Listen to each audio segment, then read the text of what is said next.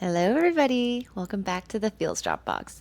This is episode 6, I think. If somebody knows anybody who knows how to make an animation or some kind of theme song for this or feels inspired to make one, let me know because I think that would be really fun to add to this.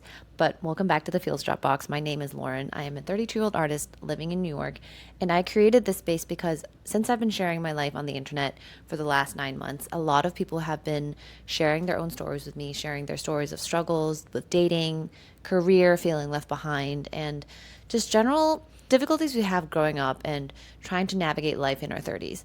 And all these stories are anonymous unless specified otherwise. And my whole goal with this is just to have you guys feel like you know that you're not alone in your struggles. There's so many people around us who are struggling with feeling left behind, with feeling not good enough. And the one solution we can all agree on is that when we show compassion towards each other and give each other the space to breathe and just be ourselves 100% authentically, that is when we feel less alone. So that is why I created the space. And if you feel called to share your story ever, please feel free to click in the link in the show notes or in the caption. And that is going to lead you to a Google form I've created so that you can share your story if you want to ask for advice about something that you're going through that you don't feel comfortable to share with your friends, maybe. Because sometimes sharing it with the internet is a little bit easier because they're all strangers, and sometimes having a third party perspective helps a lot more. So, anyways, today's story is about heartbreak, timelines, and really the complicated question of how to carry love for somebody, but at the same time know that you're not supposed to be with them. And holding space for both of those truths at the same time. And sometimes that's really difficult. This story is from Jonathan. Thank you, Jonathan, for sharing your story. It's been a little over 5 months since my ex and I broke up. She was such an amazing partner in person. When we broke up, it felt like the rug got pulled from under me. I didn't know she was having doubts again about our long-distance relationship. We were together for about 3 years. We didn't argue, but we did have disagreements. But unlike in the past, there was no chance of reconciliation. In the early stages of the breakup, I put a lot of pressure on myself thinking that it was my fault. But in reality, I realized it does take two people to make it or break it.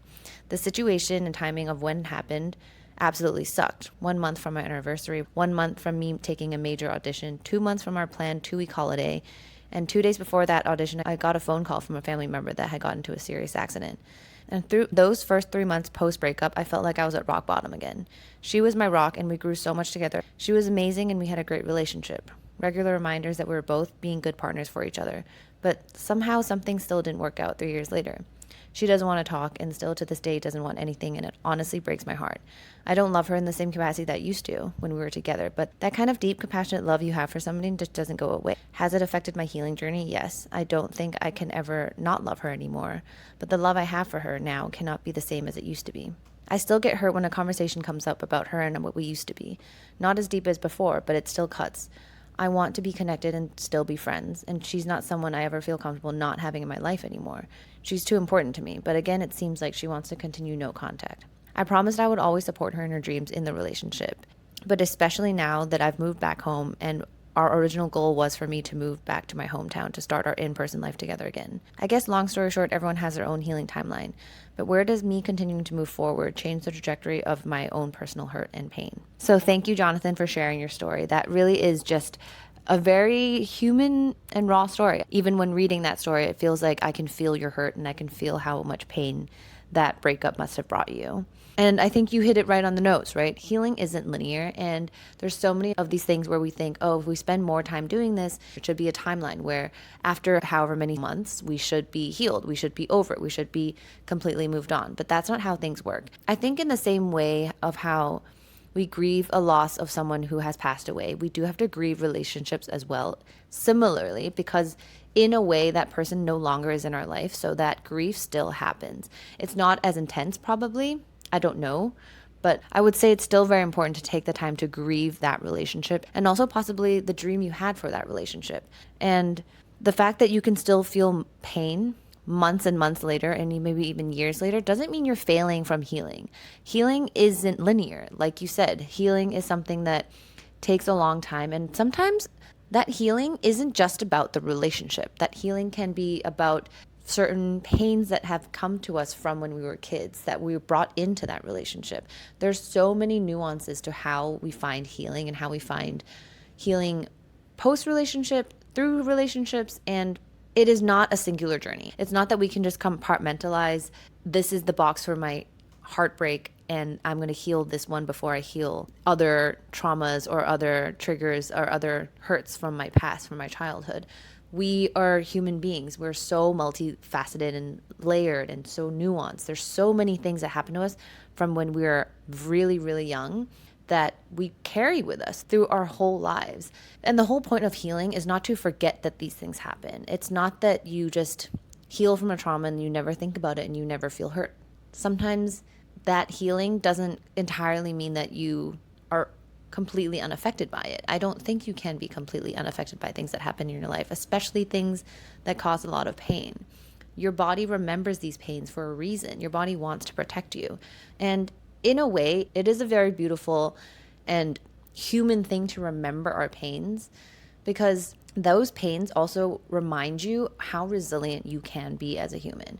People can go through wars and traumas and so many things that are so horrible, but they still move forward. They still continue, and they still continue to become the best versions of themselves and still remain creative, loving, strong, kind human. If we allow our pains to dictate how we act in the future or how we move forward in life, it will be a very difficult path to really uncover what makes us joyful, and it'll be much harder for us to feel fulfilled and happy in future relationships or in future endeavors or any part of our lives if we don't take the time to heal those things. And on that note, it also doesn't mean that the love vanishes, right? What is that thing that some people say, like, I hear this thing about dating coaches, or not dating coaches. I think some people say that it takes about a third of the time of the relationship in order to get over it.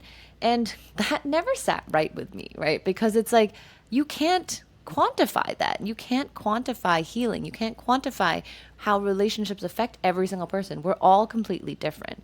And something that might be easy to get over for someone isn't the same for someone else. I disagree with the fact that you have to get over somebody or that it should take you a certain amount of time to be healed from a relationship.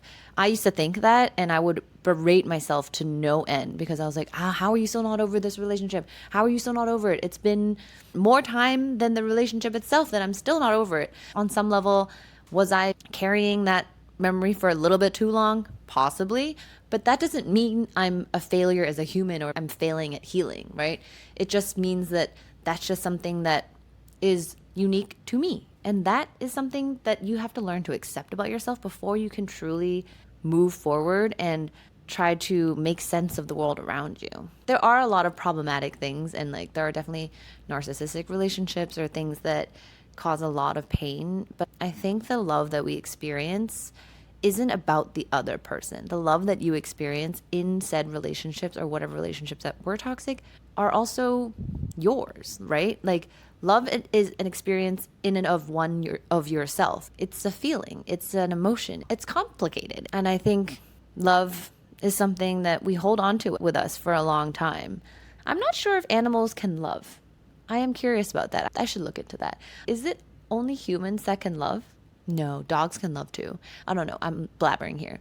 But I guess love is something that eventually just transforms into something more like compassion, because the love that you feel in a relationship, especially in the beginning, I don't know if that's love. I think that's lust, or however you feel it. It's a passion for somebody.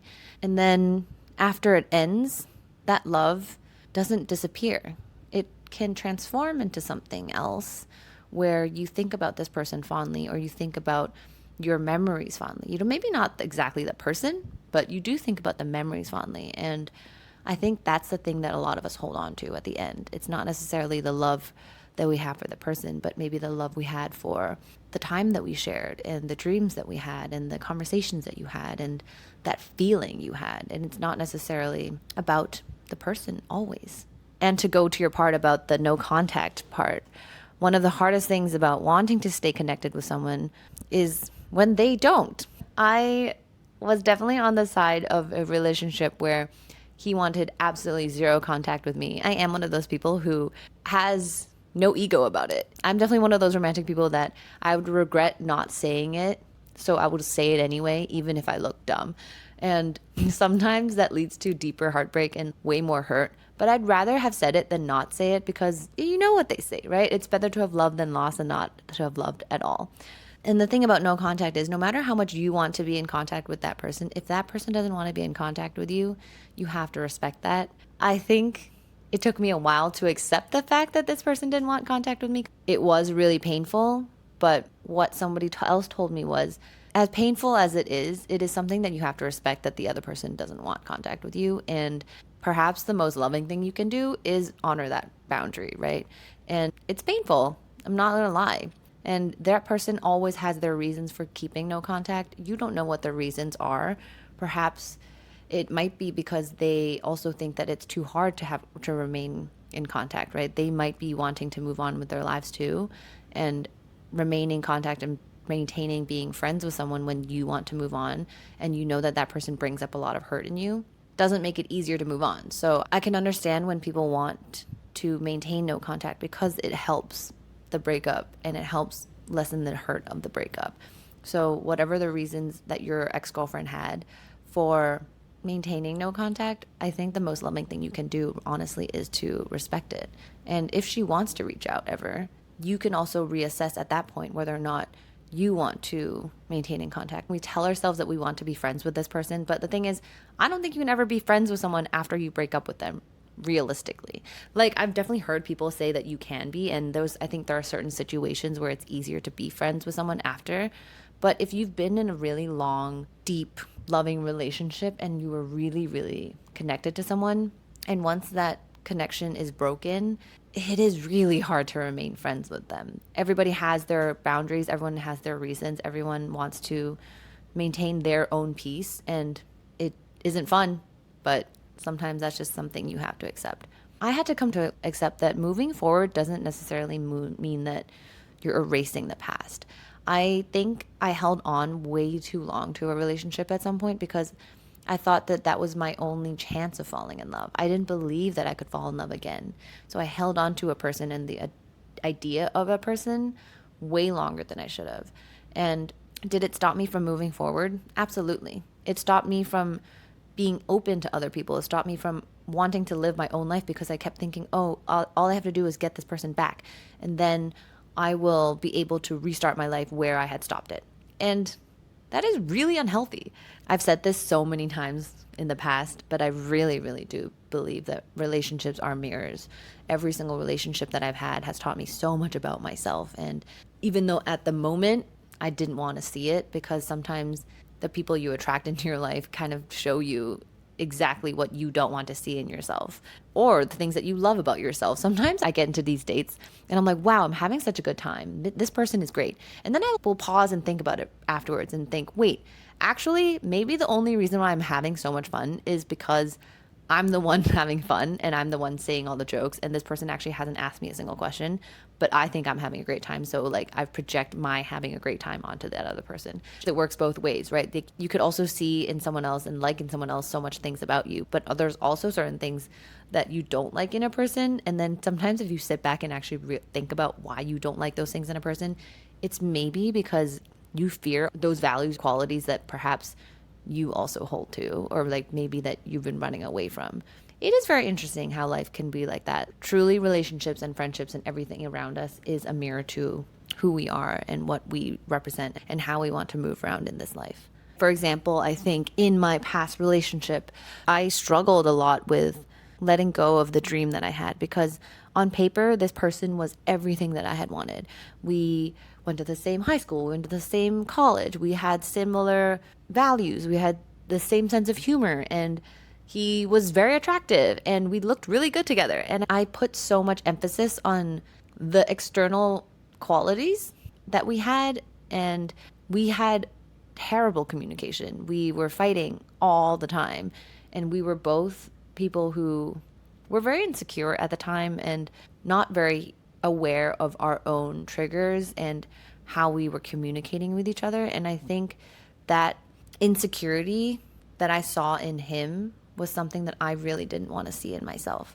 I was very insecure. I was unable to communicate my needs, and I was looking at life and judging people for what they had and how impressive they seemed. And I think at that time in my life, that was all I really cared about. And I think that's what led to the end of that relationship. There's a part of me that will always love the version of me and the version of who he was, but I don't think I'm still in love with this person.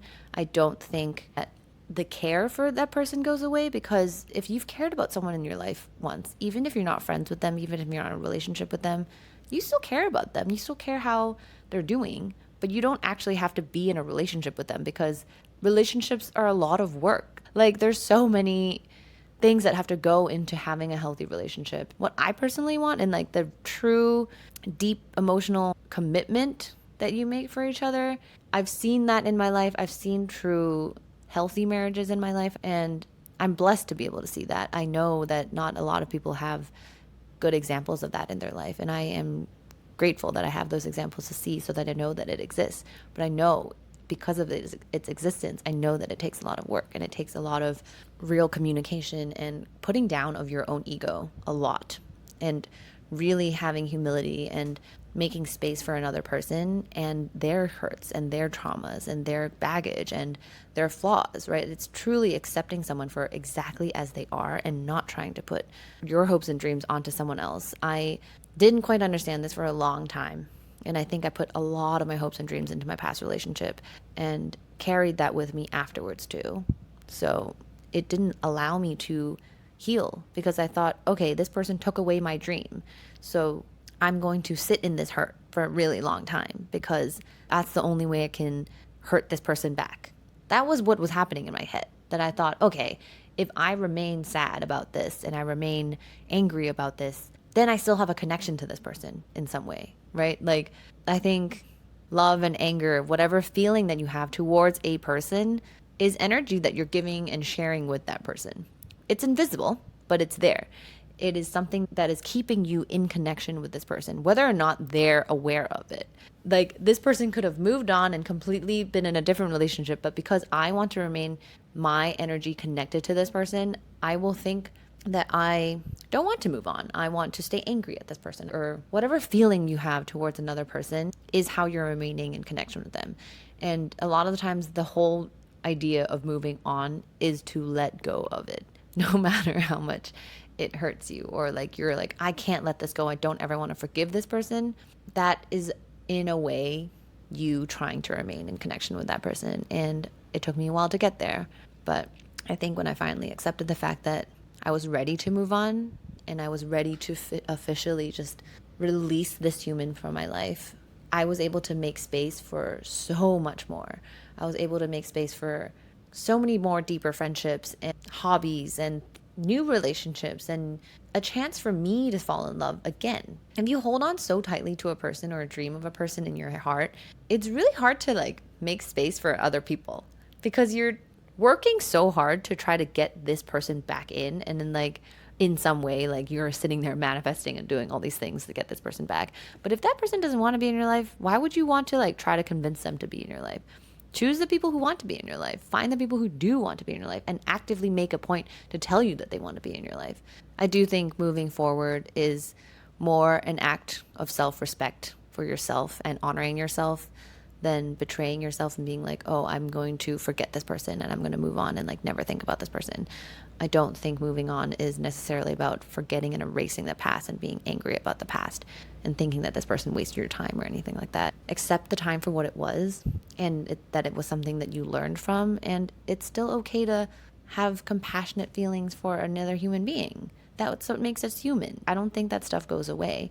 And that might be more of a reflection of the fact that you had such a big love for this person. And healing doesn't mean you forget it. It doesn't. It does mean, though, that you can close the book on it and kind of start writing new chapters of your life and start moving forward into seeing life with a new perspective of where you can take the lessons that you've learned from their past relationships and move into a new chapter of your life with new people. So I just want to say thank you, Jonathan, for sharing your story. I really appreciate you taking the time to do that. If you do want to share your story, please feel free to do that. And also, if you want to comment on any of the original poster stories, please feel free to share your comments, but also remember to be kind, because as I always say, you never know what people are going through. So always remember to be kind, but also remember that your life is yours and theirs is theirs and mine is mine. And nobody should be telling anybody how to live their lives. You can share your story, but there is no need to be telling people how to live their lives. I'm not a fan of unsolicited advice. So if you want to ask for advice, though, this is also a space where you can do that. And I will share my story. I don't necessarily like to give advice, but I'll share what I've learned in my stories. And perhaps you can take from that what you will. If you are in this space right now, and if you're going through a really tough breakup, or you're feeling really hurt from a relationship where this person is saying that they don't want any contact with you, I just want to remind you that you're not alone. Jonathan, as he shared in his story, is going through it. I've gone through it. I'm sure a lot of people have gone through stuff like that before. So you are not alone, and you are not broken for still loving someone, even if it's years from when you broke up. It's just maybe sometimes you need to take a look at where you can let go of that idea of the relationship, and where you can take some of that energy back for yourself and turn it back into how you can love yourself even more. So I think that is all for today's episode of Feels Dropbox. If you feel inspired to share your story, please feel free to. But if not, I think that is all I want to say for today. And I will see you next week. Have a good day. Bye.